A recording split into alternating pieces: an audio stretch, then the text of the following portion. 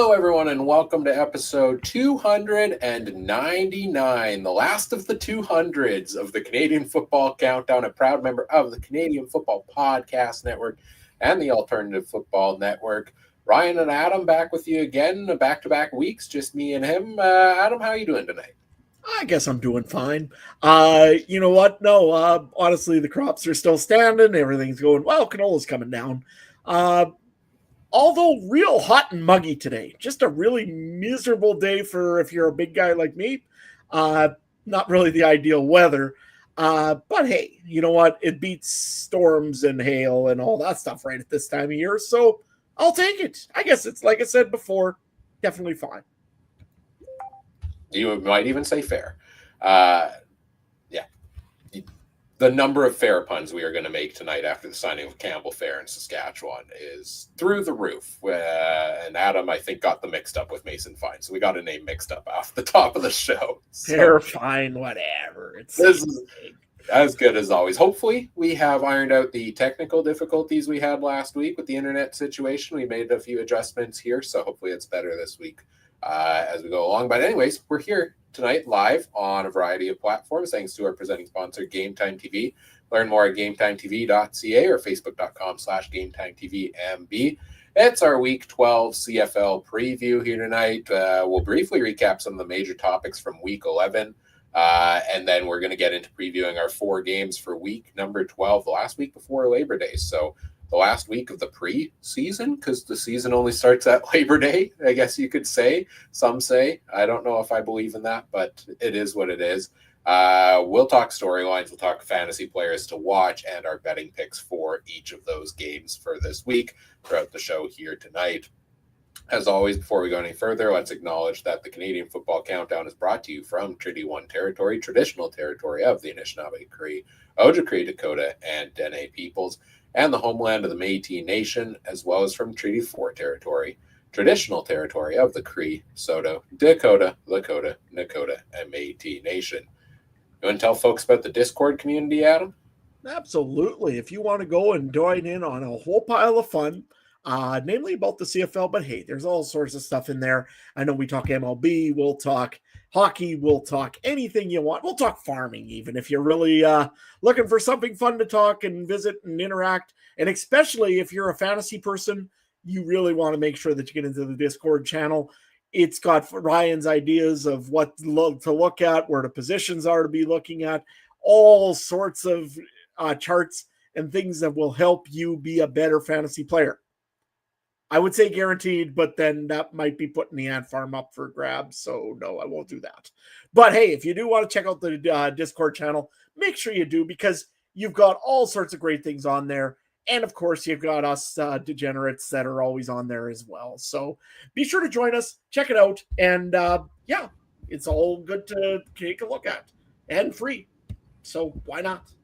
Absolutely free. Link is in the episode description. It's free to join us there.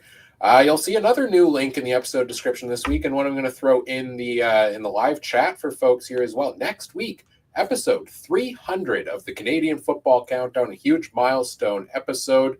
We are hoping to have all 4 of us here in the house for that one, not in my house, but in the podcast studio. And we were throwing out ideas last week about what to do for episode 300, and we thought, let's turn it over to the fine folks that tune into this show. So we're doing Ask Me Anything Canadian Football Countdown edition next week. A little bit terrifying. Personal questions will be answered at host's discretion. But I'll put, there's a link in the episode description. I'm throwing out the link in the live chats right now. If anybody's tuning in live, you can go and send in your questions to the form there. We've got a solid list of questions already. We'll go through as a group next week. And we will also still do our Labor Day weekend preview. So supersized episode next Wednesday, 10 p.m. Eastern time. Look forward to that. And excited to hit another milestone here on the podcast. But we've got a lot to talk about here tonight, Adam. So let's get right into it with our Week 11 CFL recap. Let's start off with some of the biggest news came off the field from week number 11. And it's not even related to this season. It's more so about next season when the FIFA World Cup is being played in Canada. Some of the games being played in Canada. Toronto is a host city. BC is a host city, and we knew that was going to impact the CFL schedule. I don't think we knew it was quite going to impact it the way it is. And the big news coming out this week that both Toronto and BC are going to have to play home games away from their home. BC yet to announce officially where those will be played. A lot of talk about them being played in nearby communities in BC, like Kelowna or places like that. But the Toronto Argonauts will play 3 of their home games next year. It has been announced, 1 in Hamilton, 1 in Saskatchewan, and 1 in Winnipeg, against the teams that play in those cities. I hate it. I hate it so much. But I want to know what you think first. Well, first things first, the CFL is not going to fire me if I start going off on this, are they? I don't think they're going to go and have my executives go and tell me where I can not say and what I can't say. So I'm going to say what I think somebody else wants to say. This is terrible. I mean, at least go and have Winnipeg play in Saskatchewan versus Toronto. Have Toronto go to Winnipeg, play Saskatchewan, and don't play in your rival stadium. What are you thinking? I mean, I get it. They want to sell seats. They want to make money in this. And that's what MLSE is really looking like they're showing, that they care about the money. They don't care about the football. Is essentially what it is. I'm sorry. This is terrible. If I was a player for the Toronto Argonauts and I've got to go into Saskatchewan, be the home team, although maybe I get their locker room. That would be kind of cool. But otherwise, I got to go into Saskatchewan, try to be a home team, or I've got to go into Saskatchewan, not only that, twice, with a real loud, raucous crowd screaming at me, even though it's my home game. I don't know about you, but I really, like I said, that it doesn't sit well with me at all, especially when you have Windsor nearby. You've got London nearby. You've got McMaster Stadium that you could be playing in. You could play in almost any other stadium in the province. There's lots of them, and be no problem whatsoever. Go play in the Western Mustang Stadium. They would love that. And I bet you'd sell it out just as much as you do right now for BMO Field. At least then your local fans can come out to the game potentially. Right now, are they going to drive 4,000 or 5,000 kilometers or whatever it is to Winnipeg or Regina? Not a chance.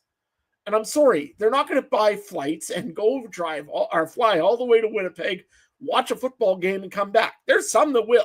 There's loyal fans. I get it. In Toronto, your loyal fans deserve better than this. I'm sorry for ranting a little bit on this, but yeah, it sits very badly with me.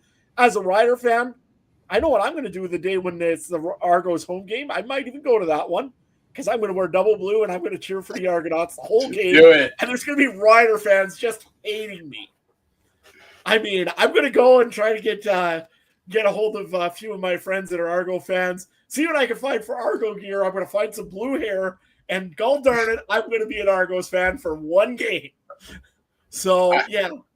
Sorry in advance to Saskatchewan, but this isn't going to work as well as, well, it's going to work exactly the way they think. They're going to make money on it too.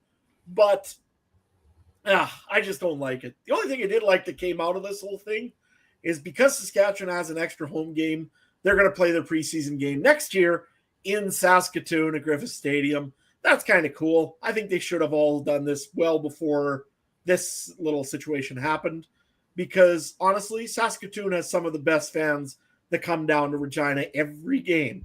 For once, Regina, and it's only one game, go drive up and actually feel Griffiths. It's a good stadium. It's a nice stadium. By all means. I mean, let's see what we can do and make it prove that they are the Saskatchewan Roughriders, not not just the Regina Roughriders. But no, honestly, the Toronto thing, absolute fail on behalf of the CFL and of MLSE. Yeah. First of all, I can't wait to see you in full on Argos gear. Darn right, it's happening. I mean, if there's anything that people of Saskatchewan do is they come out to support the home team, right? So they're going to do that, I guess, even if the Argos are the home team. Better be wearing that double blue. This is terrible for the players, as you talked about already. Not only are the Argos going to have 3 home games away from home, they're also going to have a road-heavy summer schedule. that's going to be a brutal start to the season for this team. Realistically, I think there's a non-zero chance that hinders the team enough to put them like bottom of the standings come Labor Day. Granted, that's where they are now, but especially if they're in the same state of struggles that they're in now, like this team is going to be out of contention in a city that, first of all, I think Toronto has some great fans, and I think they deserve some credit because I am tired of the conversation around the Argos being that nobody cares about them. There are absolutely people that show up or are diehard fans, and they're very hurt by this because it doesn't feel like the team's ownership group are doing anything to support the fans. And you know what? I forget who it was. I think I'm going to find who put out that graphic that I shared in the Discord this week. It was the CFL Stats Geek from Twitter. The Argos attendance this year has been up 9.4% from last season. So it's growing if they market it properly. And I do not think MLSE gives any care about marketing the Toronto Argonauts. They're a byproduct team. They focus more on their bigger team, you know, the Leafs, the Blue Jays, the Raptors. I think the biggest thing holding Toronto back from being a successful franchise when it comes to filling the stadium is the ownership group. I want a proper ownership group in there that is dedicated to marketing the Toronto Argonauts, that thinks about the different things here of, you know, brutal schedule for the players next year, terrible for the fans that are coming out and trying to support the team. Yes, they're going to make more money off of this, but does MLSE need more money is the question. I do not think they do. I think there were many more creative ways they could have handled this situation. One of the ones I threw out on social media that gained a decent amount of traction, people really loved, was if you're going to have BC and you're going to have Toronto both needing to play games away from home, you talked about already playing the neighbor markets, right? Like Kingston and Guelph and places like that.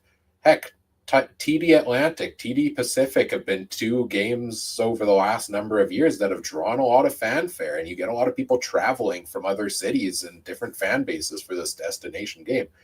Easy. Make one game during that period in the summer, a Toronto, BC destination game like TD Atlantic. Heck, make two of them. Have a home and home series. One destination game out west. Maybe not home and home to spread around people's travel budget, but do one out west, do one out east, and spread them at the beginning and the end of the period. And there's 2 of your weeks covered for Toronto and BC.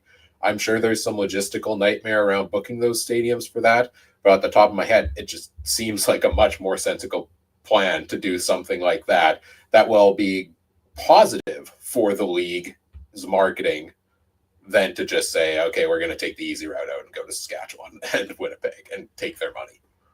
I'll be honest, the cool thing that they could have done, they could have had a touchdown Atlantic, a touchdown Pacific, and then just for the fun of it, just to stick it to a little bit to the certain league down south, touchdown Buffalo. Honestly, I would have loved to see that. Just to go and, you know what? The fans are going to show up. They're going to try to fill up the brand new stadium of Buffalo's because at that time, I think they'll have their brand new stadium at that point. I'm not sure if they're playing any soccer games there as well in the World Cup. But still, you know what? There's always options to do stuff. And it would have been great to see, honestly, try to make a landmark in the Americas and in the United States again. At least have one game. Who cares what happens after that? You just can go and maybe target a new market and go after something else. But no, easy way would be, let's go to Saskatchewan, let's go to Winnipeg. And for some reason, the worst one that I really don't like, let's go to Hamilton. I don't mind that one actually as much because Hamilton is like 45 minutes away. I know we see Ticats fans go down to BMO to watch the team play at the Argos there regularly. I think Argos fans, diehards, would go up to Hamilton to watch them play there. So I like that one better because it's more accessible for the team. I do, but I don't like that Hamilton gets their rivals get an extra game on top of them. And let's face it, Hamilton fans can sometimes be pretty extreme, especially when we've seen after playoff games, certain brouhahas happen. Wow. Like I said, I just don't like, again, playing Guelph or play somewhere else in a neutral site because it just doesn't look good to me. But yeah, no, we got to move on because we've already spent 10 minutes on one topic. Also, just give them 2 bye weeks next summer to help the schedule out as well. You had Winnipeg with 2 byes in the first 5 weeks. What? Like, add that in for Toronto. Exactly. I'll make the schedule. I volunteer as tribute. Other news. I'll second it afterwards. Okay, cool. There we go. We've got a new gig for next year. Go us. Other piece of interesting news that came out this week was a signing by the Winnipeg Blue Bombers. Defensive back DeMario Houston, former member of the Bombers, was a very good member of that defensive backfield for a couple of years there. Went to Calgary last offseason. Ended up getting released by the Stampeders after last year due to some, I believe it was domestic violence or domestic abuse charges against him.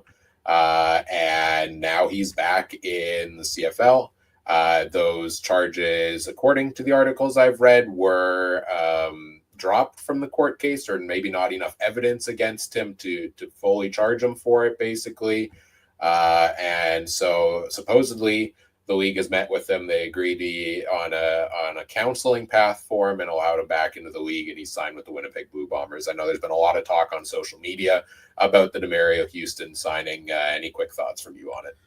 Honestly, I don't like it because, you know what, it don't matter if this was Winnipeg or this was Saskatchewan. I'm just going to run through it as saying DeMario Houston was signed by the Riders because I'm a Rider fan, right?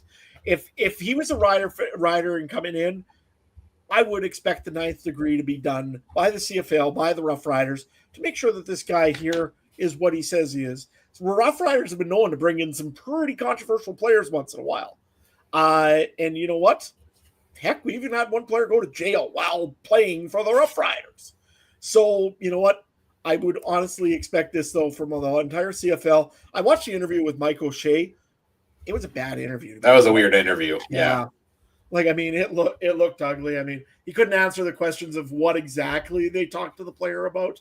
And, oh, well, the CFL did their due diligence. What's their due diligence? I don't know. Like, it just was bad.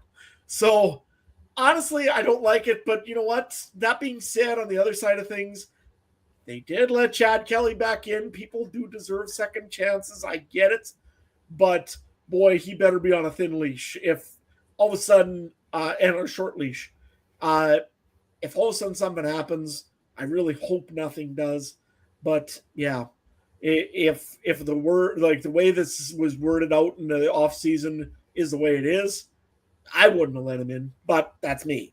I mean, guy doesn't deserve second chances, right? Yeah, I'm in the same boat, and like I'm not even going to get into the whole legal side of things because it's tricky, right? Just because his case was thrown out of court doesn't mean he's guilty, but innocent until proven guilty. But there was also talk in there about perhaps past violence that didn't kind of lead to a charge or anything. So I'm not going to speak on the legal side of things. I'm not going to incriminate a guy necessarily without having evidence of my own to speak on. But at the end of the day, I hope the team and the league did do their due diligence and followed their gender-based violence policy that they implemented, because otherwise, what's the point of having a policy if you don't follow it? It's just empty words. It doesn't do nothing for you, right? So, and obviously, if there was any abuse that occurred, either past or present, like zero tolerance for abuse of anybody. And I hope the appropriate justice, is applied in that case. But on the field, because we haven't really talked about that, I don't love the signing either. I really don't think it solves the Bombers' problems. Like, he's a ball hawk. He'll register some interceptions, but he jumps ahead of a lot of plays in order to do so. So it's kind of a catch-22 of he's going to make some big plays that are going to help out that defense. The Bombers' big problem so far has been shutting down the deep ball with their defensive back. And I think that we're going to see a couple of touchdowns probably from Houston trying to jump a ball and missing it, and receivers wide open, take it to the end zone. So I think there's maybe other guys out there that wouldn't have brought I don't want to say baggage, but the media attention that this one does, that maybe they could have brought in to fill it either. But hey, DeMario Houston's back with Winnipeg. It's a familiar face for them. It's a familiar place for him, and he is a former CFL All-Star, so we'll see if he can return to that form. I don't think he's on the roster this week for the team, but probably just needs a little bit of time to get up to speed. Which brings us actually conveniently into our first game of the week, which is the Winnipeg Blue Bombers visiting the Montreal Alouettes. If we're ready to get into game previews there. on that one. It is Montreal at home, 6.5-point underdogs against the Bombers. And the biggest storyline is Montreal's quarterback room yet again is taking some turnover. Caleb Evans gets the start last week after McLeod Bethel Thompson goes on the 6-game injured list. And now Caleb Evans is done for the season after going down with injury. James Morgan comes in relief. Doesn't look too bad. He will start this week. They brought in Cameron Dukes last week. And now back in the CFL this week, USFL first overall pick legend Shea Patterson signs with the Montreal Alouettes, his former club, to be their third-string quarterback this week. This is quarterback number 6 for Montreal this season. What's going on with that QB room there, Adam? I don't know, in all honesty, and I feel bad for him. I mean, meanwhile, Cody Fajardo, who they traded out of the room, is perfectly fine and doing well in Edmonton. So that one didn't sit well, I don't think, with any Montreal fans. But you know what? We're going to see what Morgan can do, I guess. I mean, that's all you can do at this point is next man up. And they still got a pretty good receiving core. They've still got the legendary Thies as your running back this week, right, Ryan? Travis the Tice train. Big Travis Tice fan for those that haven't. By the Tice train, yeah. Yeah. And I mean, you know what? Honestly, they still got a good receiving core. Their offensive line has still been good. Their defense has actually been a little bit off for the last few weeks, but I think that's mostly because they've been on the field for a whole time. So that's not going to help anything. But yeah, we're going to see what Morgan can do. I can guarantee you that legendary USFL player Shea Patterson is probably learning that playbook as fast as he possibly can, because he may be called upon fairly sooner than later, I would presume, or Cameron Dukes. But I think Shea Patterson, I mean, he's got some CFL experience with Saskatchewan and then Winnipeg in preseason here this year. Be interesting, but I would have a funny feeling maybe Patterson or could be either one. I don't know. But yeah, just next man up. Yeah, I don't know. I don't know what to expect from James Morgan. Like, we saw a bit from him last week. He didn't look too bad. I think he threw for like 200 yards in that game. 1 touchdown, 1 interception, I want to say, for him. And this is a guy that's been with the organization, I want to say 2 or 3 years now already, and like kind of a 4th string role. You know, he's had his moments in preseason training camp that they like to keep bringing him back. So I'm happy to see him get his chance, right? Guys that come in every day, put in the work, even though they don't think they're going to get a chance to start anytime soon.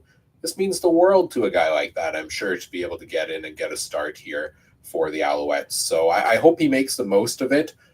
Interesting timing for this team. Next week they're on a bye week, and Davis Alexander was practicing this week and limited in practice. So I wonder how much is bringing in Dukes and bringing in Patterson just for the fact that you have to have 3 quarterbacks on the roster.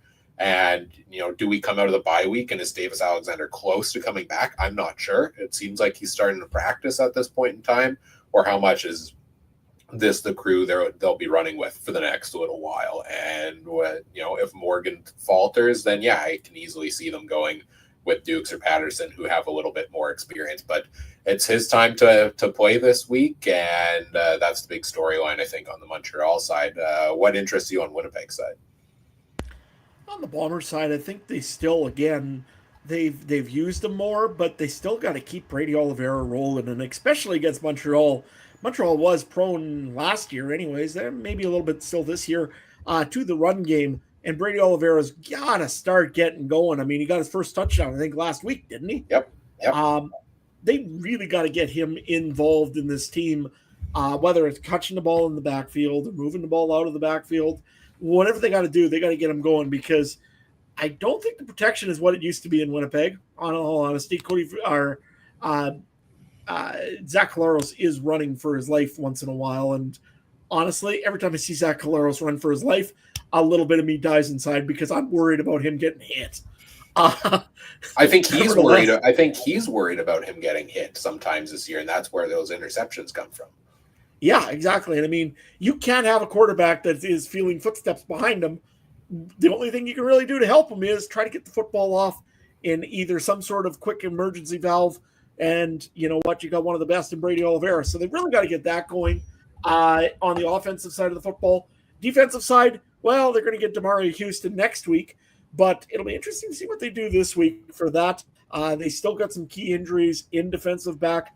And boy, you know, Winnipeg's been prone to getting beaten by the long ball. Just check out the games against Calgary. Calgary, Ferdinand loves throwing the football, and Winnipeg was getting burned by that. So we'll see what happens here. I don't know about Morgan throwing the ball much, but they gotta do something. So, like I said, I think if they're going to attack anything, it should be the long ball against Winnipeg. I think the number one game plan for the Winnipeg Blue Bombers this week should be not get a 17-point lead, because back-to-back weeks this team has blown a 17-point lead.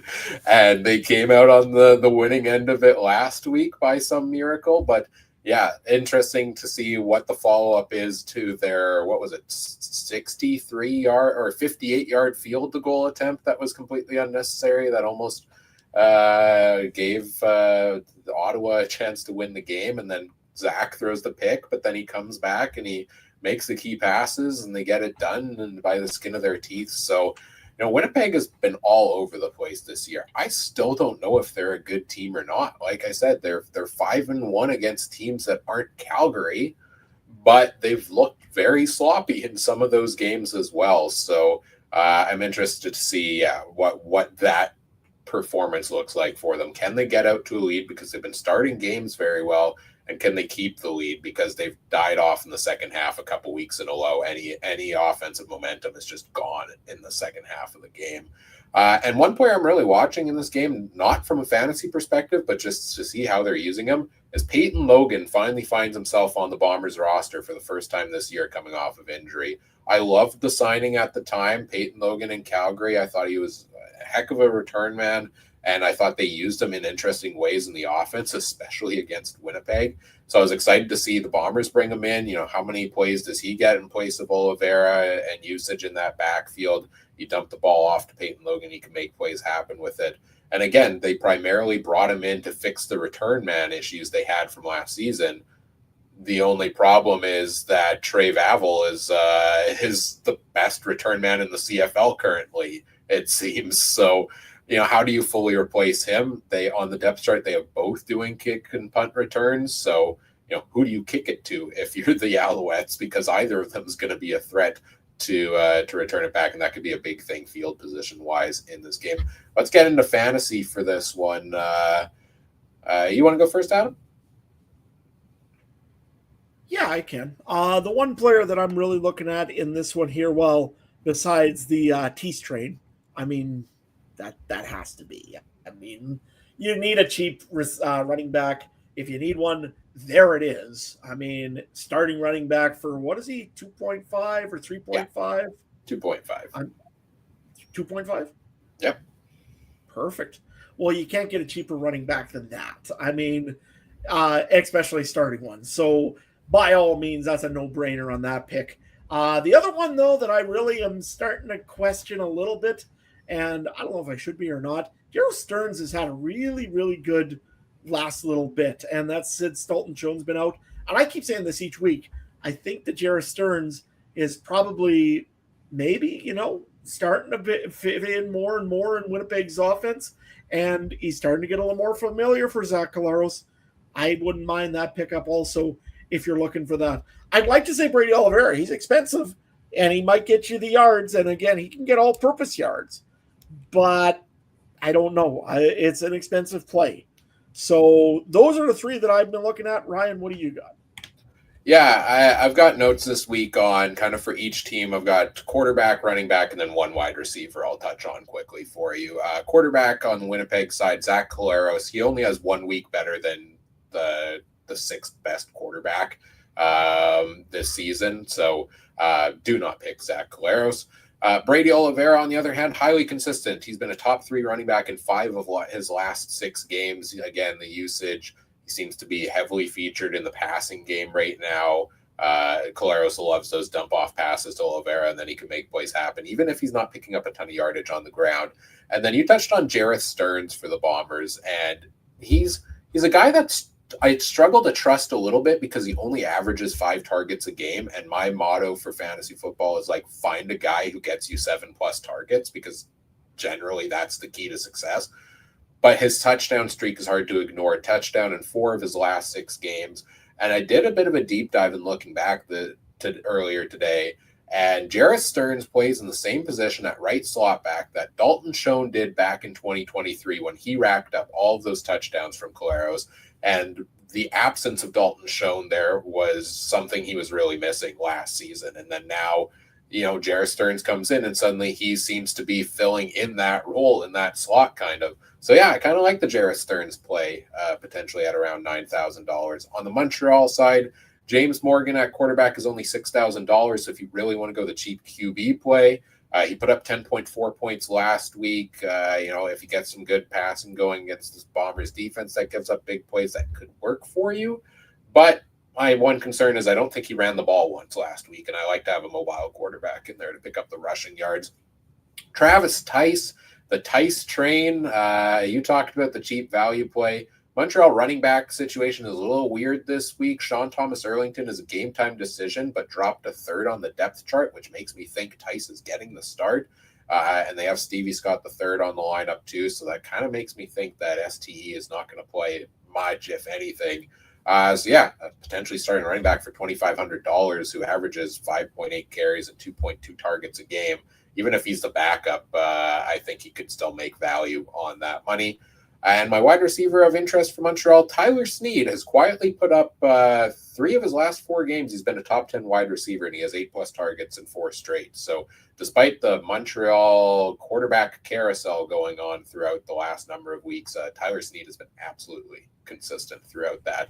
Let's get into our betting picks for this week's games. I gotta get back on the right track here with betting wise. I'm 5 games behind 500, I believe, when it comes to picks against the spread. I think Trey and you are both a little bit above 500, if I remember correctly. Yeah, Trey is 26-17. He's actually doing decent. Adam, you're 23-20. I'm 19-24. And the coin, which does straight pick'ems, is 24-19. We're all hovering around 500 on the over-under. This game is Montreal 6.5 point underdogs at home and 48.5 over under. What are you taking? Well, this one's tough. I like Winnipeg just because it's still under a touchdown technically, and I think it's going to be over a touchdown win. But that being said, it's in Montreal. Those horns are still playing once in a while. I can still hear them whenever there's a touchdown.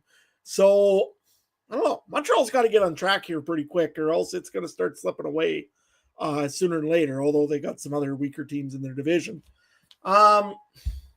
Winnipeg also needs a win, though, too, and a serious win, not just the fourth quarter, let's drag it out and hope we can win something with Sergio Castillo's leg. So I'm going to go with the Bombers this week. I shouldn't because it's the road team, although Trey and the year has proven that road team, home team, it don't matter anymore. By the way the standings are, or by the win-loss record are on road and home. But I'll go with the Bombers. I'll go with the under on this game because I don't see a lot coming out of Montreal. And the coin tells me it's going to be the Montreal Alouettes. Odd. Okay. My record is so bad this year, and I really want to fix it, and I'm torn on this game because in all intents and purposes, with all the injuries, Winnipeg should win this one, and they should win this one handily, but they keep finding themselves ending up in a close game or either falling apart or winning at the last minute. And my one big thing with this game is the Bombers really struggle against Noel Thorpe defenses, whether it was in Montreal, whether it was, I think he was in Edmonton for a little bit there. Even when the Elks were terrible, they struggled against that type of defense. So I'm going to take Montreal to cover at the 6.5 point spread. I think I'll still take Winnipeg to win outright, but I'm going to take Montreal to cover. I'm going to take the under here on that as well because I think both defenses could shut the opposing teams down a little bit in this one. As we move on to game number 2. Which is the Edmonton Elks visiting the Ottawa Redblacks. The Elks are 3-point favorites on the road. All road teams actually were favorites this week, according to the lines we have currently. So Edmonton, Ottawa, Edmonton coming off their second straight win, I believe. Is that correct? That is correct. 2 straight wins for Edmonton. And they look not too bad in the 2 games against Hamilton and Saskatchewan, the division leaders, the 2 weeks before that. We've seen 4 games now with Cody Fajardo at the helm. How are you feeling about the Edmonton Elks right now, Adam? I think it's pretty much the old saying of probably BC and Winnipeg right now are looking in their back shoulders and saying that mirror suddenly says objects are closer than they appear. Edmonton looks okay.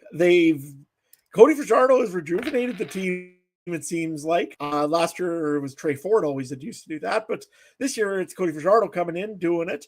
I think Julian Grant has looked good. I think Stephen Dunbar has had his moments that he's contributed. Curly Gittins Jr., I thought he's been coming back a little bit and playing some pretty good football. And hey, when they get Justin Rankin going, boy, this is a pretty fun offense to watch, to be honest with you. Defensively, still got a little bit of work to do. I think there's probably a couple things that I would change, especially trying to get some more pressure on the quarterback. When you got a guy like Jake Serezna and all for Edmonton, they got to be able to get more pressure and they got to be able to make more moves. Anderson looks good, I thought, in linebacker still. There's a few players that I think are pretty decent in Edmonton. I do like, and they're young maybe, and they're developing. It's fun to watch them build. And you know what? If I'm an Edmonton fan, this is what I've been waiting for a little while, is this team to start making a step forward. Get one more win here. This is 4 wins now for Edmonton, 3 in a row. Boy, that sure proves that maybe they're on the right path, right?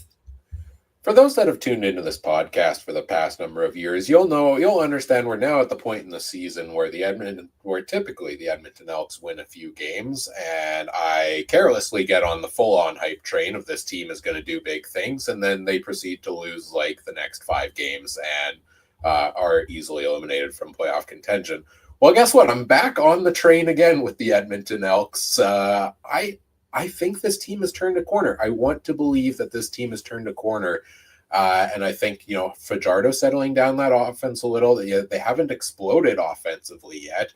Justin Rankin is looking really good all of a sudden as a receiver, but they haven't exploded offensively, but it's helped solidify things defensively. And I think the defense is starting to gel for Edmonton. And those things you were talking about, pressure on the quarterback, that's starting to come. Coming into week 10 or week 11, this team had 5 sacks and 2 picks on the year or something like that, I believe, which is just abysmal for a defense, for any defense, not just one with that much talent on paper. And I said this in the offseason. I said this coming into the season, that Edmonton's defense is going to be a good defense. I had them ranked in my top 5 defenses in the CFL, but it's not going to happen right away because they are going to need time to gel. It happens whenever a team signs a lot of pieces. And now they've had that time, and now they get a little more breathing time on the sidelines here. And I think that's starting to make the defense a little better. 3 of their last 4 games, they've held teams under 22 points, or to 22 points or less. That includes the Riders, which have been scoring at ease. That includes the Ticats' explosive offense. And that includes the Argos, who have actually put up, a solid number of offensive points in there as well. So I kind of think Edmonton might be turning a little bit of a corner, and we'll see what they can do in this matchup against Ottawa. On the Ottawa side, the big news is probably the injuries yet again. CFL Stats Geek on Twitter put out a list of stats on injuries, number of games lost due to injuries this season, and Ottawa blew everybody away by a mile, like 40 more than any other team in the CFL. And Drew Brown is going to miss this game due to injury, and so is Braylon Addison. And it's back to Dustin Crum yet again. What's your story on the Ottawa side? I think they got to learn, and this is a thing, I think, with coaching. And last week we just seen it. They played to lose the game. They prevent defense. And I've heard this from a few different podcasts. Prevent defense prevents you from winning a game. They played for overtime against the Winnipeg Blue Bombers. They could have went for the kill there and got a field goal. And you never know. Hey, they might have won that game against Winnipeg last week, and they need wins. I'm sorry, but I'm starting to wonder if Bobby Dice, and I love Bobby Dice. He's a great guy. I think he's a great coach for the most part. But, just you got to play for that killer instinct. And I don't know if Bobby Dice has it, really. I'm sorry. I think players are playing for him, but I don't know. I don't like it. The injury front, yeah, Ottawa's been pounded all season. Drew Brown been injured. You've had receivers in and out. It's tough to get anything going when that all happens. That being said, get a win here. It could change a lot of things as well for the Ottawa Red Blacks. They aren't that far behind the Torontos. The Montreal has been struggling for a little while now.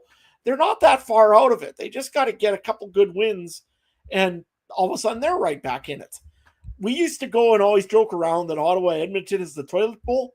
This might be the most interesting game of the week because both teams need a win, right? Yeah, I'm excited for this game for sure, for the reasons that you mentioned. Yeah, Bob Dice with questionable coaching decisions. I think the offensive game plan has been lackluster.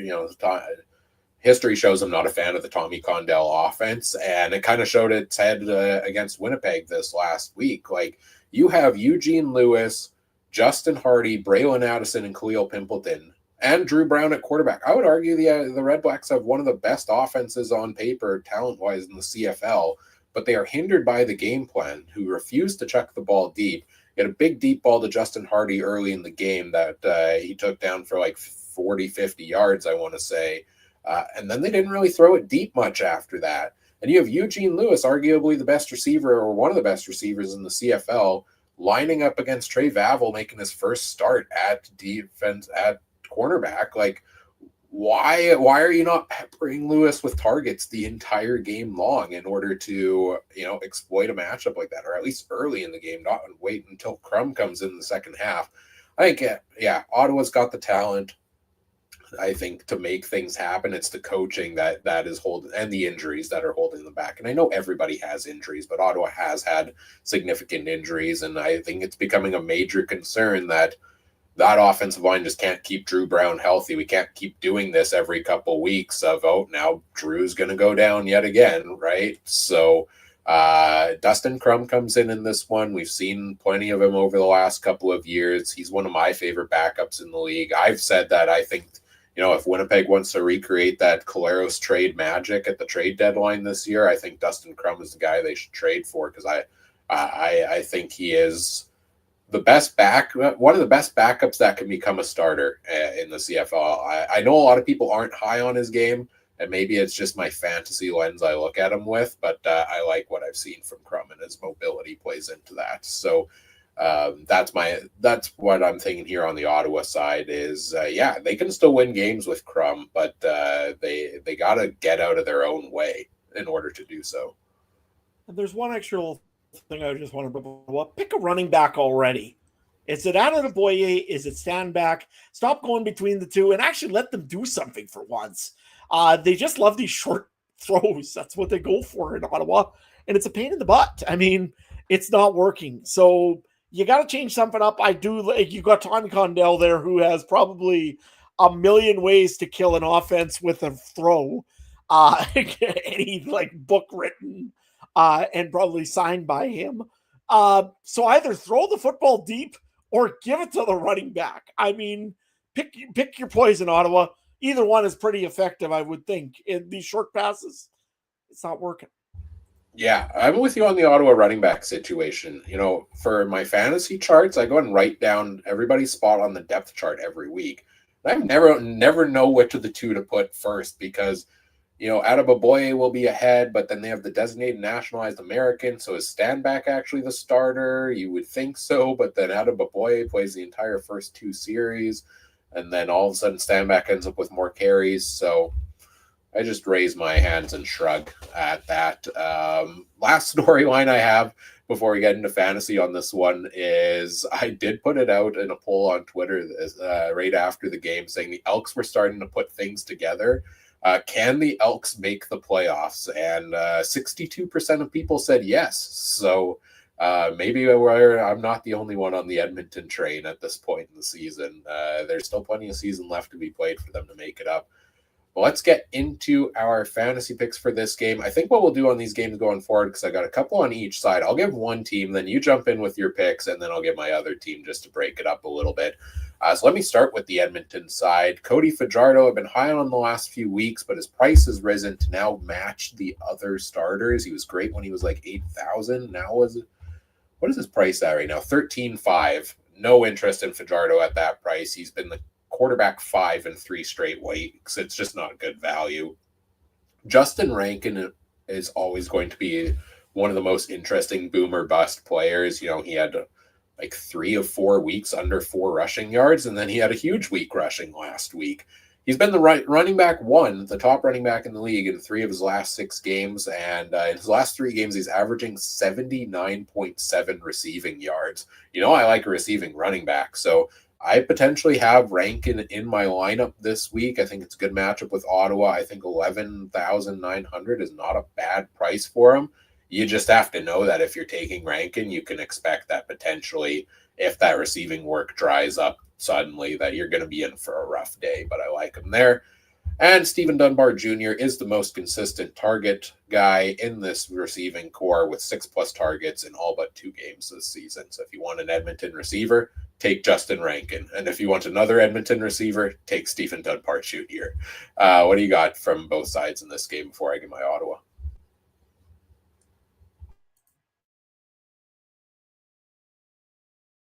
Might be freezing up. Am I there? Yep, there we go. A couple players that I like. Again, I do mind just I'm kind of a fantasy player, so Justin Rankin fits right well in my kind of characteristics. So I don't mind having Justin Rankin out there. You're right. He's a good receiver. He's a good running back. I would hope Edmonton uses him in both ways, and a lot, because I'm probably going to put him on my fantasy chart this week. Also, you did say Stephen Dunbar Jr. I do like also Keon Julian Grant. I doesn't get as many yards or as many touch exposures, but when he does, he makes them count usually. So it wouldn't be a bad pickup also on that. Though he didn't have a great game against the first one against Ottawa when I was looking at.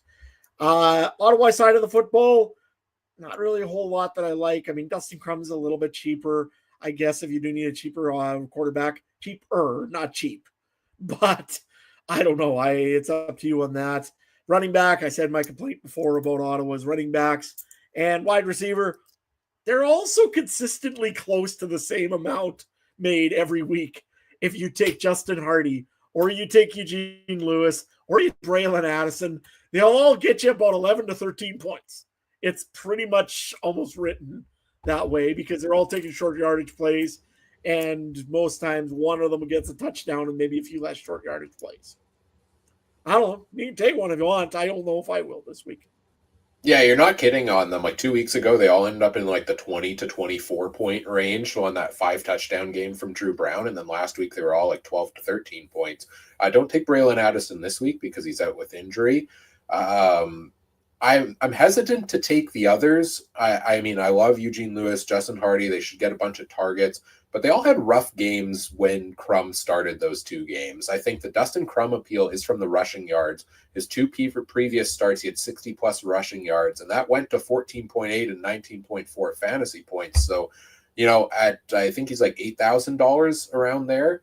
He'll return value. Like you're looking for 12, 13 points. I don't see any reason Crum shouldn't be able to hit that in a start against the Elks because he does run well with the ball and he can put, pass here and there.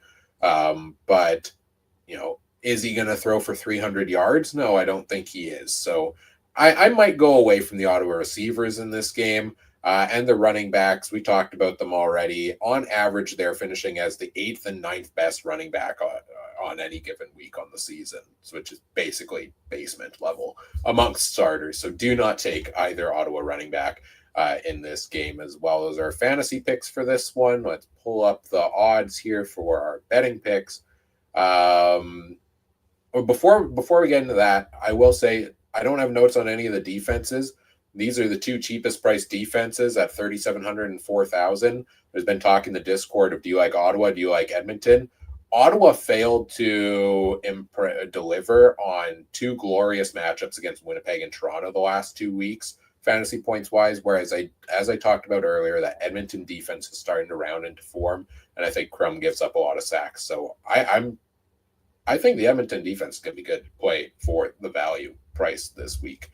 Now we bring up the betting odds, which is the Elks are 3-point favorites on the road coming into Ottawa.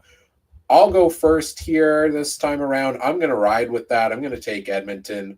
I just think they're turning that corner right now, and I believe in them. So I'm going to take Edmonton to win here, and over under 53.5. It's a bit of a high total here for this game. I'm going to go the under, I think, just because it is so high. They've been winning a lot of close, low-scoring games. Edmonton has. They've been starting games slow.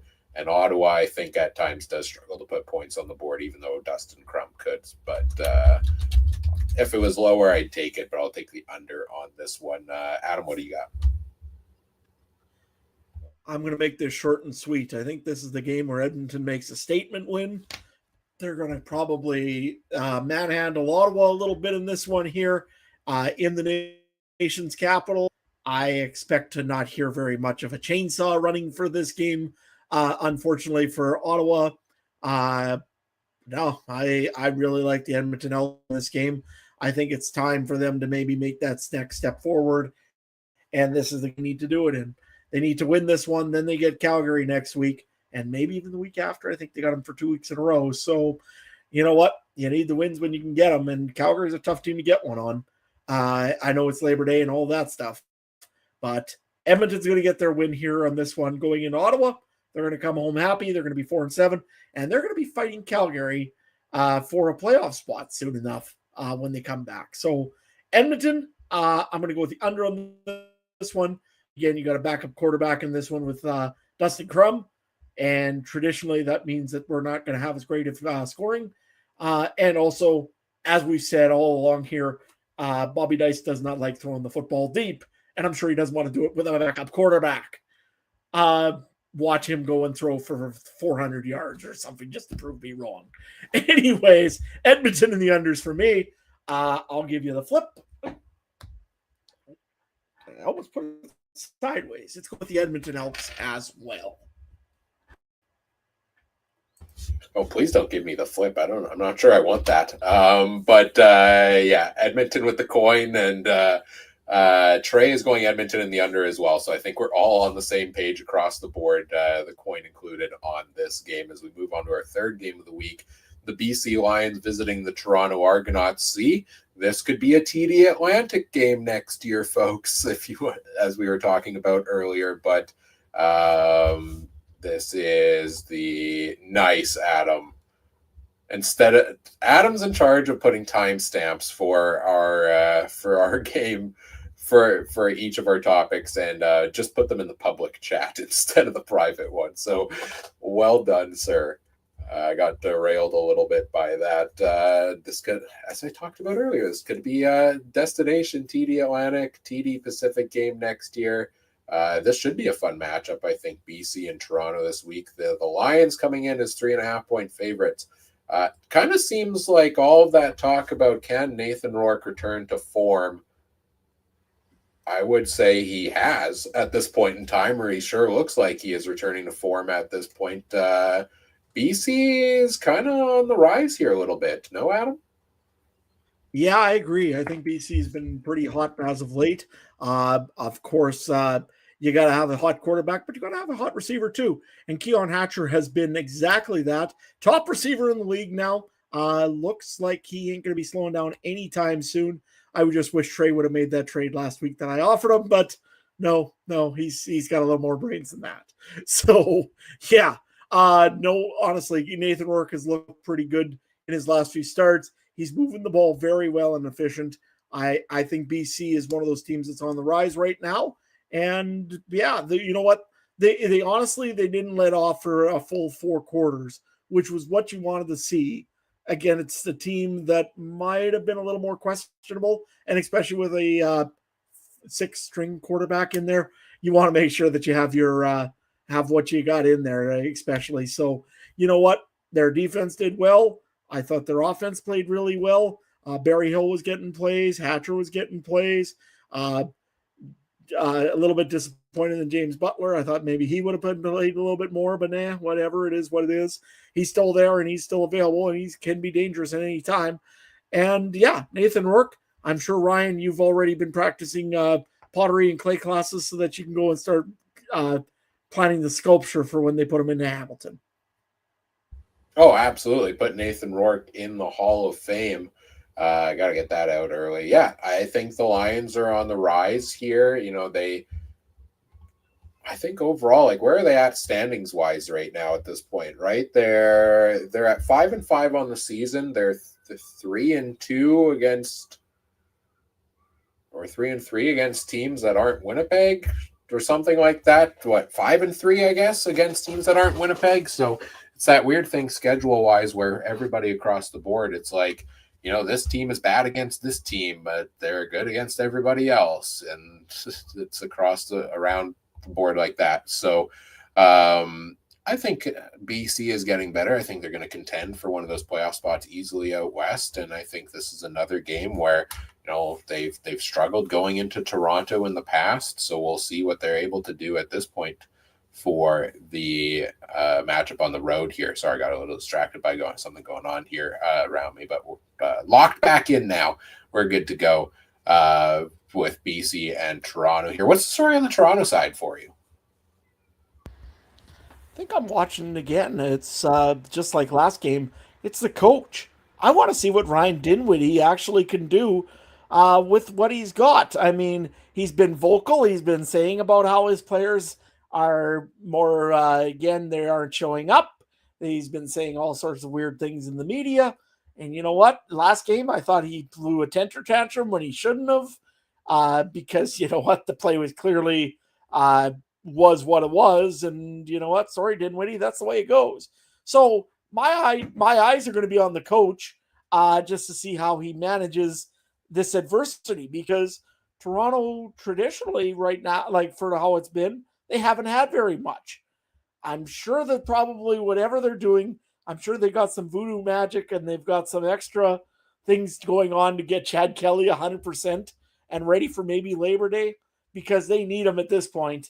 I don't know what else. And don't get me wrong, Nick Arbuckle isn't the problem, but they need to change something in Toronto in a bad way. This is one of their biggest attended games, I believe, of the season, with the CNA fair and everything going on the grounds for BMO Stadium. So they're going to see a lot more people there. I really hope that they give them a good game. And Brian Dinwiddie doesn't blow up on the sidelines.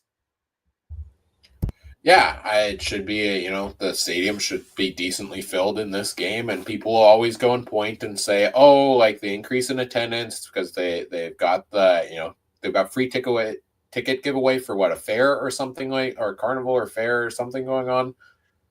Yeah, I think they have cheap tickets because the CNA, it's called the CNA exhibition. It's pretty much a fair. Yeah, exactly. They fair in the country, allegedly. People are going to discredit it because it's got that deal. This is exactly what a team like this should be doing to bring fans in. Like, I'm a Tampa Bay Lightning fan. That arena is filled in Tampa these days because they've done a lot of work to bring fans back. Also, winning as much as they had over the last number of years helped. But I remember going back to, like, I want to say like 2010, like, you can buy tickets for $5. They were giving away tickets at a car wash. And, like, sure, you want to mock fan bases for, you know, low attendance or for not coming out to show up to the team, or free ticket giveaways to fill the seats. That's how you make a fan. You get a fan in the seats, and, you know, maybe they see something they like and they decide to come back on their own account to another day. So I have no problem with that. I think that's great. I'm happy to see that they're going to be big on attendance this game. That should continue to increase their attendance more on the Toronto side. And yeah, my take coming out of last week's game for Toronto was that this team isn't. Everybody's going to say this is a bad team. They're 2-8. They're not doing well. I don't think this is a bad football team on paper. I think they have the talent. I think they've been hit with injuries that show they don't have the depth that they've had the last couple of years. And I think they have, on paper, should be able to win games, but they've lacked the killer instinct and they've lacked the discipline in order to do so. The number of penalties last week was absurd. They killed themselves. And that's the whole reason that they lost that game. So I think Toronto, I won't count them out in the East Division. I think they could make a second half comeback if they can iron that out. The question is, can they do it fast enough in order to still make the playoffs? And I don't think Chad Kelly helps us one bit. I know he's back on a field now practicing, so maybe he's getting closer. But Nick Arbuckle has been fantastic this year. I don't think Chad Kelly fixes any of the problems that the Argos have faced at this point. Let's get into our fantasy picks for this game. I'll start with the Toronto side because we were just talking about them. And the aforementioned Nick Arbuckle, put respect on his name. He has been a top 3 quarterback with 300 plus passing yards in 4 straight games. And he's averaging 38 pass attempts in his last 6. Like, he's going to throw the ball a lot. He's going to throw for lots of yards. And he is a very viable fantasy option at this point in time. He even actually runs a decent amount too. There.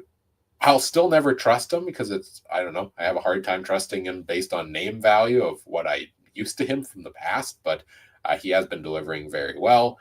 Deontay McMahon, I think I got it right, at running back has been averaging just 4.9 carries per game this year, but he's been getting around 4 or 5 targets in his last 3. So I think a lot of people are turned off by some of his bad performances and his running usage. I'm not sure what his price is at currently. I'll have to look that up. Maybe I'll look that up while Adam's talking, but it's not a sexy fantasy pick, but it's one that could work out if he gets enough usage. At wide receiver, DeMonte Coxey is doubtful to play in this game, which means that opens up some opportunities for other receivers. And Deshaun Brissett has been having a pretty good year this year, wide receiver 7 in the last 2 games.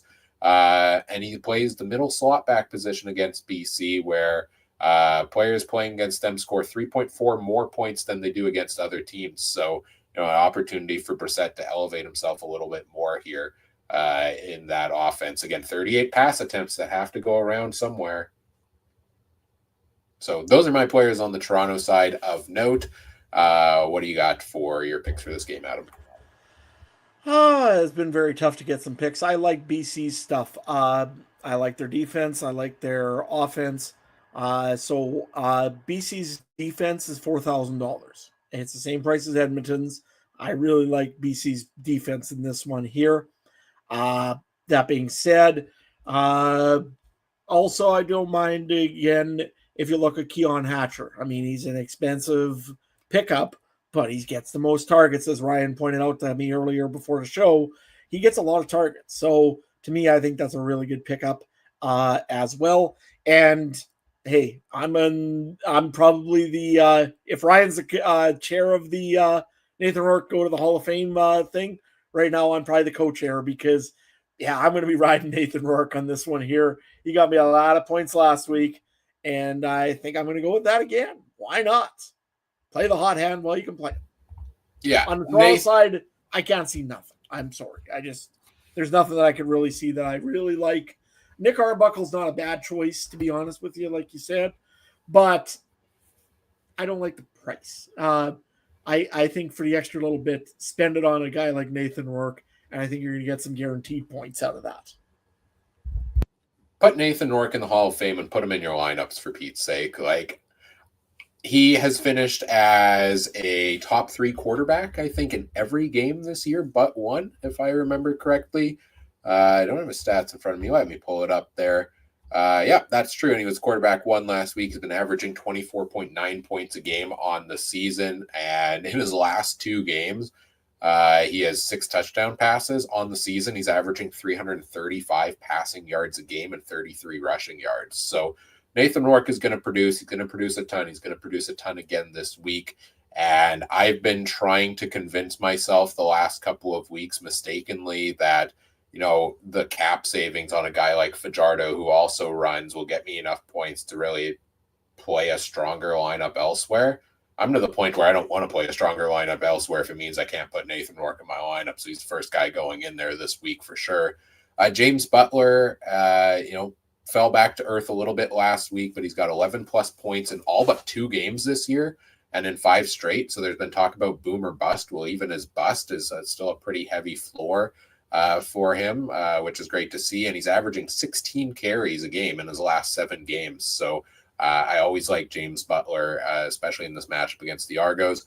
You talked about Hatcher. He leads the league in targets by 10 more than anybody else in the league. I'm not going to talk about him much more, though, because the receiver of interest for me is actually Justin McInnes, who has gotten back on track ever since I dropped him in our private fantasy league after 3 straight dud performances. But in his last 2 games, he's finished as a wide receiver 3 and wide receiver 6. And right slot backs against the Argos fare pretty well, 2.9 points more on average than they score against other teams. So it's a really good matchup for McInnes, who seems to be getting more and more involved in his connection with Nathan Rourke there as well. I like your thoughts on the BC defense. I'd consider them potentially as well. Betting picks for this game, BC 3.5 point favorites on the road, over under 55. That might be the highest over under I have seen yet this season. Let's go with your picks first.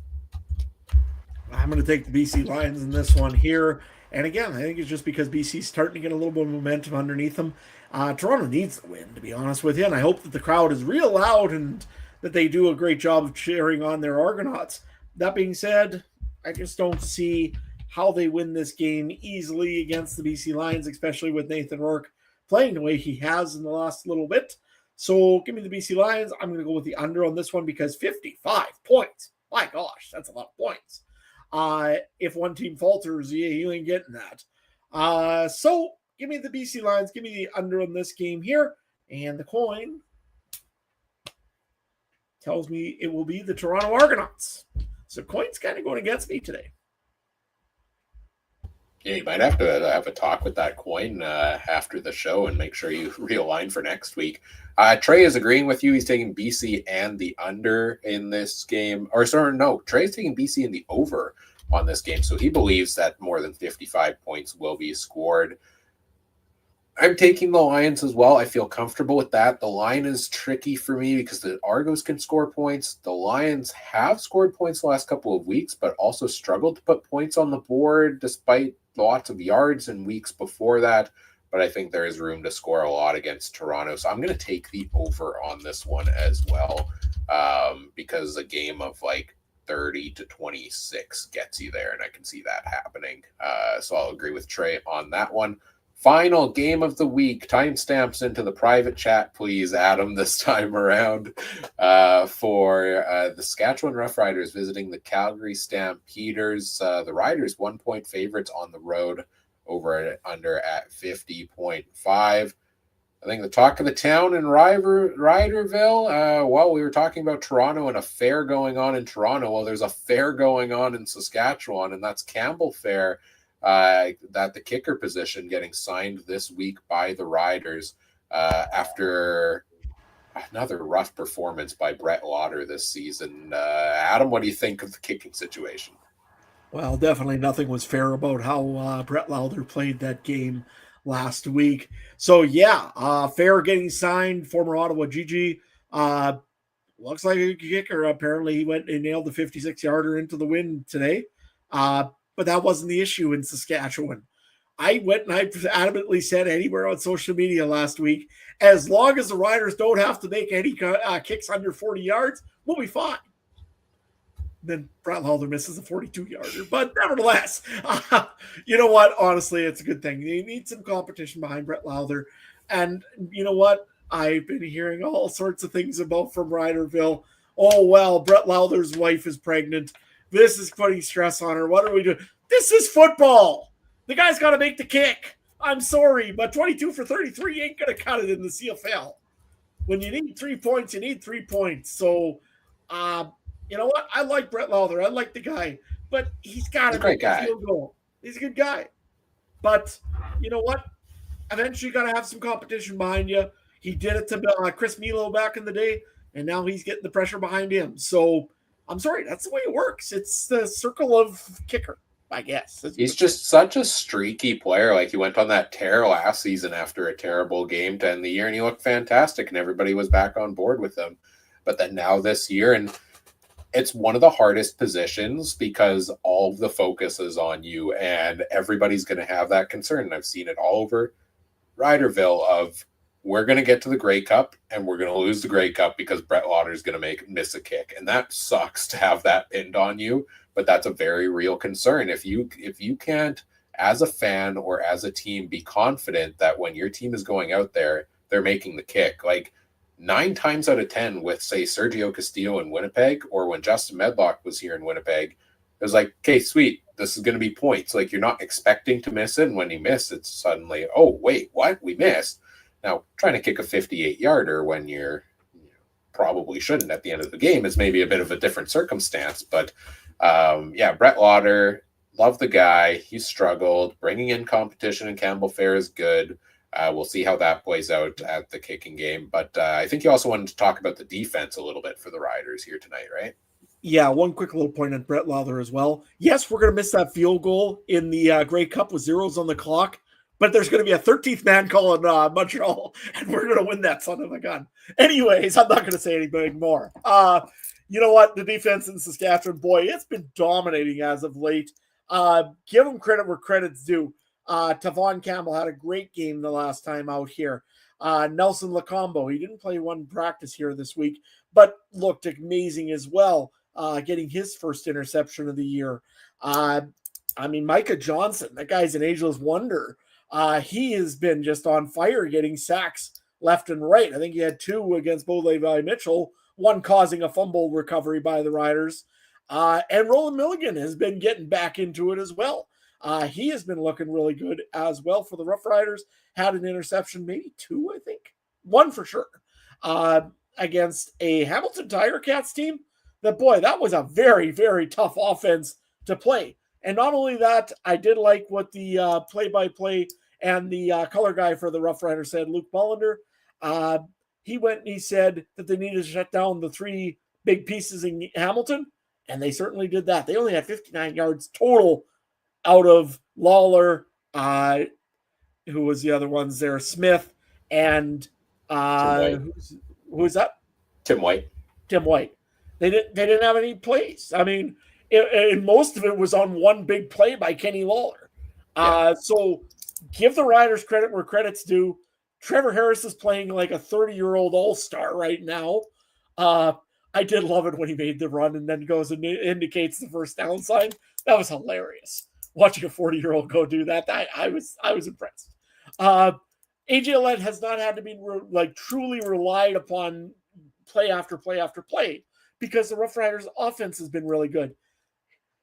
Everything's clicking for Saskatchewan, and maybe soon our kicking game will be fair as well. On a scale of 1 to 10, how much does it terrify you that everything is going well? About a 9 right now. Yeah, okay. That's what I was thinking. I'm looking at we can get to 8-1, and then at least I'm just sitting in the back of my head. Okay, at least we're 8-10. Okay, maybe we might get 9-9. I'm just worried because every year in the fall it falls off, right? So that's why. So we'll see if that's different for the Riders. Although I gotta admit, the last time that we ever were at 8-1, the Rough Riders was in 2013. That was a pretty good year. But we did have a streak in there right after Labor Day. Yeah, it always happens, right? But it's coming. No, I think this team has finally showed in the last couple of weeks that I've been a detractor this whole time, not the detractor that Adams used to on the farm, but I've been, saying that I don't know if this team can keep it up. They've been Band-Aid fixing some poor performances at times, or not playing a full 60 minutes, but still pulling out wins and waiting for the wheels to fall off the tractor. And I don't know if they're going to at this point. This is a solid team across the board, and the defense locking it down now is huge. On the other side of the ball, Calgary, coming off the bye week this week, before the bye, finished off their season sweep of the Bombers, which is crucial for them in the standings. Calgary's got to come out and deliver here as well, because now they're 4 points back to Saskatchewan. If the Riders win this one, do they win the season series? I know you said that Montreal was going to win the season. Oh no, they won't. They got to win by more than 15 to get the season series on Calgary. It's Okay. might happen, but you never know. But I mean, unlikely. Let's put it that way. Uh, but that being said, 6 points up on Calgary and going in to play Winnipeg twice. If they even split the series with Winnipeg, boy, they're going to be a tough team to catch in the West Division just because there's a lot more divisional games after this as well. So, like I said, this is a big one for the Riders, a bigger one for Calgary. If they want any chance of being first in the West, they got to win this game right here, right now, and keep the series. At least then you have your season series against Winnipeg, and you got them against Saskatchewan, which are probably going to be the two teams that are going to be fighting you for the playoff spots in the West right at the moment. I still think BC's maybe a little bit too high right now. I think they may come down. Edmonton is going to be scratching and clawing, and they're going to probably try to make a playoff push. And I think there's an East Division crossover this year. So congratulations to the East Division champion if they make it there to win BC Lions, because I'm wanting to say that so much. But no, honestly, this is a big game for Calgary. They got some players back as well. Sounds like their big receiver there for their Canadian side of the football. Damien Alford. Guy. What's his name? Alford? Yeah. Yeah. Damien Alford's back. So that's a big piece for the Calgary Stampeders. Also, it sounds, and I don't know if he's going to play this week, but Adam Bighill is on the verge of being ready to play. I just want to see it, to be honest, see what he's still got left. But for sure. Absolutely. And I mean, they've had some great defense this year, Calgary.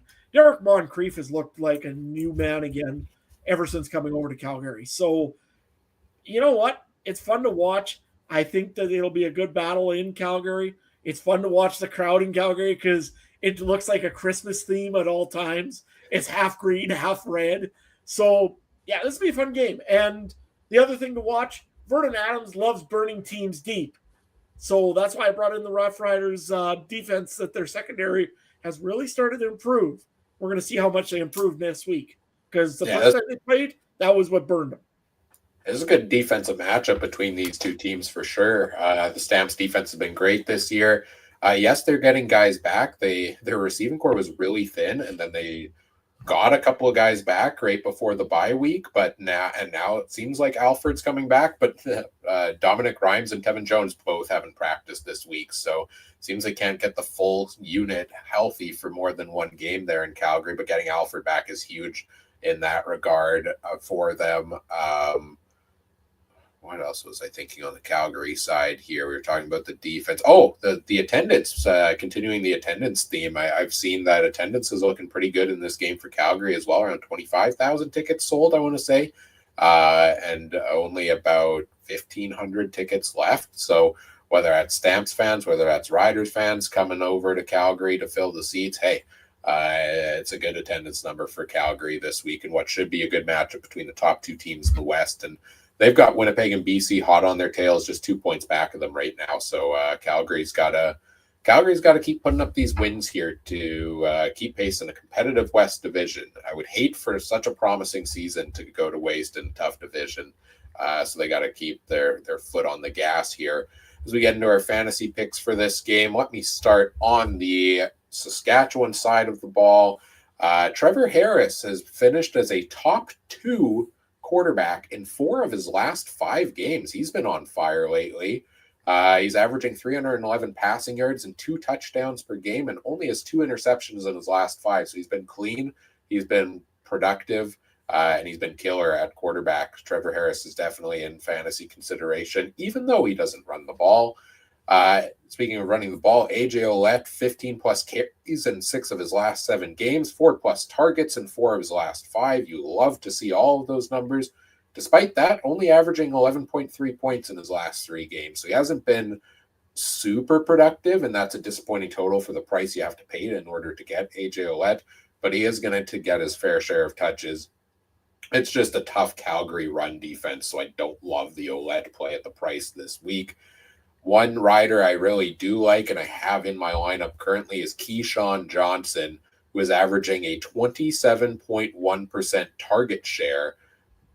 which is highest in the CFL, and he's second in targets behind and average targets behind Keon Hatcher. And in his last 3 games, that target share has risen to 31.6%. So that means basically 1/3 of the Riders' targets are going to Keyshawn Johnson. And a long time I was trying to figure out, who is the most productive receiver in that offense. It's consistently Keyshawn Johnson, and he's worth the fantasy play at his price. What do you got for players in this game before I go to Calgary? I've got a couple in this one here. I do like Trevor Harris. If you do want another quarterback, that's definitely been pulling off everything that you can imagine. He's definitely a good pickup if you're looking for that. Joe Robustelli's an interesting one. Very expensive. He has that kind of allure, though, that he can get a touchdown when they need it. And you know what? I don't mind it. I like it. But one guy I do like on my roster, and again, I've been putting him on for the last few weeks, has been Dante Myers. I've said at the beginning of the year that he was going to be a player to watch as a receiver, and he hasn't disappointed me. Has looked really good. First game or 2 of the season, he had a few drops. Oh, well. But honestly, he's looked very good. He's looked consistent, and I think that he's going to be a big piece going forward in this one. He's the reason that Sean Bain Jr. is sitting on the sidelines. Between him and Robustelli, that's the main reason why Sean Bain Jr. can't get out there. Until they get another Canadian receiver back, they can't do nothing about this. So, yeah, those are the players I'm looking on in Saskatchewan side. I don't like AJ Ouellette, and I don't like Dedrick Mills. Both running backs. This is a defensive battle, and I think this is going to be exactly what like we've said before. So, taking a running back out of this one here, unless it's a blowout, I don't think it will be. I don't like either one for running backs in this one here. What else do I got here for you? That's about what I think I got, really. I don't think I have. Damien Alford, I don't mind. If you got to play a Canadian, he's a good Canadian receiver. And coming back off of a bye, he might be healthy and ready to rumble. That being said, you're taking a little bit of a chance. But yeah, definitely one worth considering. Yeah, on the Dante Myers pick, I agree with you. I mean, in his last 4 games, he was wide receiver 1, 30. He had a down game where he was wide receiver 31, and then number 6 and number 7. So top 7 wide receiver in 3 of his last 4 games. The difference is he makes those big plays happen. Like in his last 3 games, 2 targets, 6 targets, and 3 targets. So that's the kind of trade-off. Do you go Keyshawn Johnson, who's going to get you 8 to 11 targets and be that steady producer, or are you going to take your chance on Dante Myers delivering those 2-3 targets for huge value and huge gains? And that's a constant war you have to sort through when it comes to fantasy football, but both great options on the Riders side. On the Calgary side, you touched on Dedrick Mills. I agree with you. I do not like him this week against this Riders defense, and that's mainly because the Riders shut down the run. How running backs score against them is through the air, but the Stamps don't pass the ball to Dedrick Mills. So only 3 games on the year has he had more than 1 target. He seems to consistently get like 1 target, and that's it. He's got 13 plus carries in all but 1 game. It's great for the ground game, but if he's getting you 100 yards on the ground and nothing through the air and no touchdown potentially, a 10-point week is not satisfying for the price of Dedrick Mills. So I say stay away from him there. You touched on Damien Alford. He's one of my top players in consideration as well. Top 5 wide receiver in both games he started. Famously, I was kind of out on Alford due to his target percentage at that time. I didn't think it was sustainable the way he was producing those big touchdown plays, but you can't ignore 33.6 points against the Riders in his previous matchup.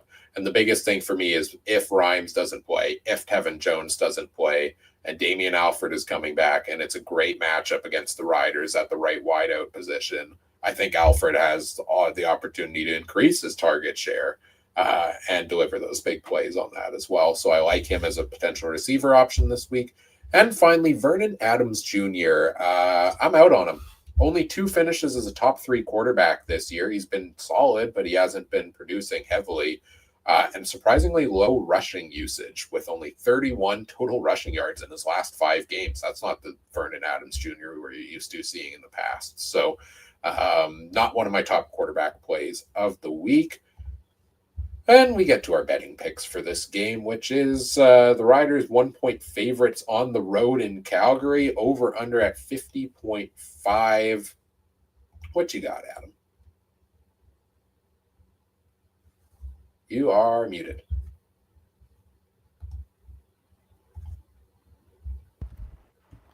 There we go. You know what? I'm looking at the Rough Riders. They want this win. I don't think they're going to go and do about though and get the season series. Just because these two teams are going to have a defensive battle. It's going to be whoever wins the turnover battle in this one, and that's most times what it is. But whoever definitely wins the turnover battle in this one wins the game essentially.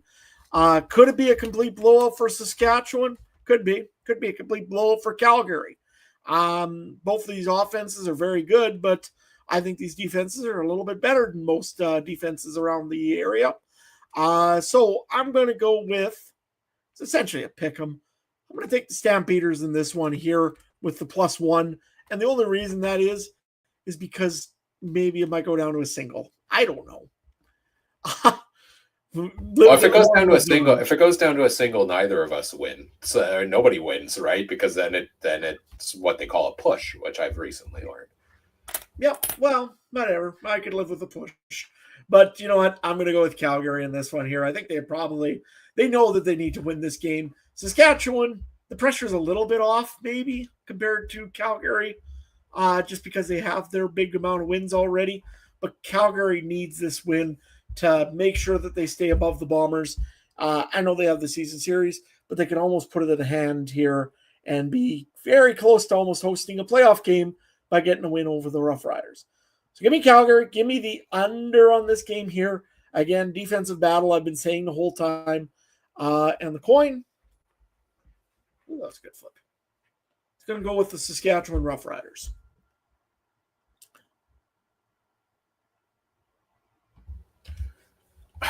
Normally, I would take Calgary in this situation. I mean, Calgary's at 6-3. I don't think their 3 losses are predictive of where this team is at. Like, one of them was that rain game against Ottawa. Another one was the game against Montreal where Vernon Adams got himself injured late, which turned the tide there a little bit. And then the one after that was the one where PJ Walker started and they lost to Ottawa. Other than that, like, they beat the Riders handily. I believe they've beaten Hamilton early in the season. They beat the Bombers 3 times. Like, this is a good football team that Calgary is. But if I was saying earlier, I have to take the Riders seriously, and my pick'em record has not been great this year, so I'm gonna go against what I normally would here. I feel like I'd normally take Calgary, but I'm gonna take the Riders. I think this is gonna be a close game no matter what, and I'm gonna go the Riders' direction here. I'm going to go with the over on this one as well. 2 strong defenses that could easily lock it down, but I think each team can still put up a couple touchdowns here, and I think that we could see a defensive score or 2 in this game even as well, potentially. A couple of ball hawks on both sides. Trey is agreeing with me with Saskatchewan and the over as well. So leave it to the one Rider fan on the podcast to be the only one to take Calgary. And no, I am not doing like Mike does and just picking reverse psychology. I honestly think Calgary's winning this game. All right. Do we want to do fantasy league updates quickly, run through them, or do we want to just skip them? We'll do a quick little update here just because I know that Ryan, yes, you did want to skip this week, and that is only because it's a sweep on you this year in fantasy leagues, I believe, right? Yeah, in the Discord league this week, Trey beat me by, I think, 6 points or something like that. Yeah, not my best week. This is actually my worst week of the season. I've only had 2 weeks all year under 100 points, and this one was in like the 87-point range or something like that. So kudos to Trey. He gets the win in the Discord league this week over me there. Adam, you had the second highest score of the week at 130.8, but you lost to No Good Noverby, who put up the highest score of the week. Tough matchup for you. Unfortunate. Not much you can do about that. And Mike put up 133, so I guess he had the third highest score. And he beat K Sizzle pretty handily. So Mike gets the win. Trey gets the win. You and I both get losses. In the standings, Mike is up to 3rd. Trey is at 6th. And you and I are at 13th and 14th. So, you know what? Realistically, we're not making the playoffs. So here's my proposal, Adam. We play our own playoff matchup to determine who finishes higher in the standings when it comes to week 18 in the playoffs. Yep, it pretty much is the Mudbath Bowl because it's pretty much the Mudbath Bowl when we're playing each other because both of us are right in the basement essentially. But also I did want to congratulate No Good Over Me for the win. The old for traditional Farmer Bowl. He good and square, and afterwards you go across the fence and give a hearty handshake. For sure. Let me see. Matchups coming up this week. Who do we got here? Adam, you're playing Jeremy. Trey is playing our friend FM Fan. I'm playing K Sizzle, and Mike is playing Charlie Wallace, last year's finalist. So should be some good matchups there in that league this week. And speaking of the Discord, we're going to be having our NFL league starting up shortly, which Mike is organizing. So looking forward to a bunch of these folks playing in that league as well. What do you got for your league that you run, Adam? Yeah, so the CFL Podcast Fantasy League this week. I had a pretty good score. I did win my game. I'm just trying to look up by how much. And against who it was. I beat Travis Curra from the 2-0 CFL Podcast. Travis has been on a kind of a roll for the last few games, so that was kind of a good win to get that one going. And down goes Ryan Coop. I have to admit it. I didn't expect this one to come. He lost by 0.7 points to Adults over at the Rouge, White, and Blue podcast. Cannot believe it. And not only that, it also throws Ryan out of first place in the CFL Podcast Fantasy League. It's just the bat in the news gets worse and worse for Ryan as we go. Steve from the Piffles Podcast is now the leader. Just to jump in on this, first of all, Daltz is from the Rouge Radio podcast. I want to get that one right. And yeah, tough luck. No stat corrections in my favor. The rig is in. Adam, saw that I lost by 0.7 points and decided to post the finalized results on Monday before the stat corrections even come in because he's like, Ryan doesn't need them. So not that I think one was coming in anyways and one didn't come in, but the rest of this league is under informal protest at this point in time. I'm kidding, of course, but it's I've lost twice on the year by a combined total of, I think, 2.7 points. So even when I lose, I'm just right there. Even when he loses, he's technically winning. You know what? Honestly, I did it on Monday, and as a friendly commissioner, I did allow the challenge flag if anybody wanted to throw it, but nobody did, and I'm well happy because it's pretty tough to run a fantasy league while in the middle of a swather. A little tough. But anyways, this week here, Ryan, you're taking on X's and Argo podcast. Those guys over there. Trey is taking on a certain Adam Stewart for Civil War. Don't worry. I'll avenge you, Ryan. Because you know what? After I watch somebody do some certain move in our private fantasy league, I think I can beat Trey. He's sneaky. He gets you. Oh, he gets you. He's like that. He's like that snake in the grass. All of a sudden, he just jumps you. In the Discord, or not in the Discord, in the CFC Crew Draft League, Trey continues to pick up momentum and inch his way closer to first place. A couple weeks ago, he was 100 back of me for first. Now he's only 9 points behind me. So I'm getting a little nervous. I'm not going to lie. I'm not feeling confident that this is my year, actually, at this point in time. I got bored of winning too much. Trey picks up a lot of stuff, doesn't he? He does. We'll waiver wire pickups we're talking about. Let's just be clear. That could have been phrased weird. Yeah. We're waiver wire pickups, folks. Yeah. I'm not confident. I got bored of winning all the time. And so I've been trying some interesting strategies. So our winner of the week was Trey at 110. Mike was 2 points back. Adam was 5 back of that, and then I was like 8 points behind. So kind of a useless week overall where everybody was close. I'm in first. Trey's 9 points behind me. Mike is about 50 behind him, so actually getting closer to being back in the running. Adam, you're still a ways away and got to get yourself back into it. And yeah, waiver wire pickups this week. There were a number of those. Adam, you picked up, who did you pick up? Stephen Dunbar Jr. for free off the waiver wire today. After I dropped him last week. I picked up Dustin Crum off the waiver wire since he's starting for Ottawa. And Trey picked up James Morgan. He really wanted him and spent $50 worth of waiver wire money on there. I may have played a hand in that by convincing him that I was going to bid a large amount on James Morgan, to which I bid nothing. So I now hold more waiver money than everybody else combined. So Ryan has all the power coming up. Good luck to everybody else with that. And we'll see how that league plays out over the next couple of weeks, as well as we are about midway point of the season. And you know what? Fun part about it is right now, NFL cuts are pretty close. So Ryan now kind of has control on who he wants and how much he's willing to pay for some. So, yeah, I just hope he leaves me a Joe when he comes available. I forgot about him. Yeah. I shouldn't have said nothing. I was thinking about it, but you know what? He's third on the depth chart for Indianapolis. I think it's their third or fourth preseason game coming up here. So 3 out of 4 on the depth chart. Yeah, I don't know. We'll see what happens. Hopefully he makes it, but if he don't, hey, I know of a certain green and white place that he should fit in pretty well on. Ajo, Makai Polk, Ontario Wilson, they're all mine if they come back to the CFL. You can't have them. All right, let's get into wrapping things up here, Adam.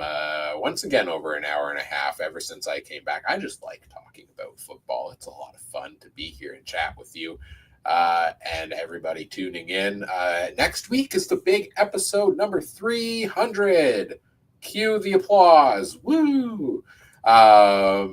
Yeah, as Adam waves the streamers. Next week, Ask Me Anything, Canadian Football Countdown Edition to kick off the show next week. Again, the form is linked in the episode description. If everybody listening to this wants to just throw in a random question in there for us, that would be fantastic. If we have more questions than we have time to answer next week, we'll just keep answering them on the weeks that follow. So there can't be too many questions, but there could be not enough. So you get your questions in there so that we can answer them. They can be about the CFL. They can be about the podcast. They can be about our lives outside of the podcast to some degree. They can be about any random topic. We've got a really good list of questions so far. I'm really excited to do that episode, and we should have all 4 of us here for that one. And then we'll preview the 3 games for Labor Day weekend that week as well. So buckle up for a long show that day for sure. And yeah, I'm very excited about 300 episodes. In the meantime, you can follow us on X at CF Countdown Pod, Blue Sky, same handle, Facebook.com/CF Countdown Pod as well. I've been trying to post more this week on our X account, trying to get a little more involvement in the social media world there as well. My favorite thing I did this week was post the thread of the curious case of Keandre Smith's fantasy price over the last 4 weeks. That's a fun thread you can see on our X account there. Check out all the other great shows, Canadian Football Podcast Network as well at CF Pod Network on X, Alternative Football Network at the official AFN on X, or alternativefootballnetwork.com. Adam, what you all got going on these days? Where can people find it? Well, pretty much the biggest thing I got going on is in a field. You can find me on X at Adam Stewart 1. I'll try to post some more pictures up on there. Most times, though, if you really want to see a lot of pictures of the farm and what's going on, even some drone photos that I actually took tonight because I was flying around and having my cows staring at me and wondering what I'm doing, you can go to farmer_in_Sask, and you can find me there. And check out all the farm stuff if you want to. Or, hey, sometimes I post about the CFL over on the X and everything else. But mostly, if you want that stuff, make sure you head to our Discord channel. Check that out there because that's mostly where I'm involved talking CFL. And if you want to find Trey, you can find him at both places, Trey MB Harness. If you're looking for him on the X, you can also find him on Discord. He's quite on there quite often. And Mike, well, he makes an appearance once every so often over on the Discord channel. Mike Garrell, if you're looking for him over on the X, be sure to follow those guys too. They could use a follow. And yeah, excited. Next week's 300. So we'll see how that goes. For sure. You can find me on X at Cooper Trooper 42 as well. Blue Sky also, same handle. Not on my personal account very much there. Most of the tweets you see from the Canadian Football Countdown account are coming from me. So if you see activity there, that's likely coming from me, and you can hate me for all of my thoughts that I post there. Don't hate these other guys. We did the social media shout outs. You mentioned the Discord. I think that's pretty much everything. Thanks to everybody who tuned in tonight live, or if you're listening to this after the fact as well. We'll see you again next Wednesday for episode 300, 9 p.m. Central Time, or 10 p.m. Eastern Time, I like to say, to not get the time zones confused. And whatever podcast platform you're listening on, we appreciate. Do all the fun things. Like, comment, subscribe, rate, review, share the show with your friends. Help us grow the show. We always appreciate that. Send in your questions for next week for episode 300. And in the meantime, thank you for listening. Take care. Have a good one. Bye.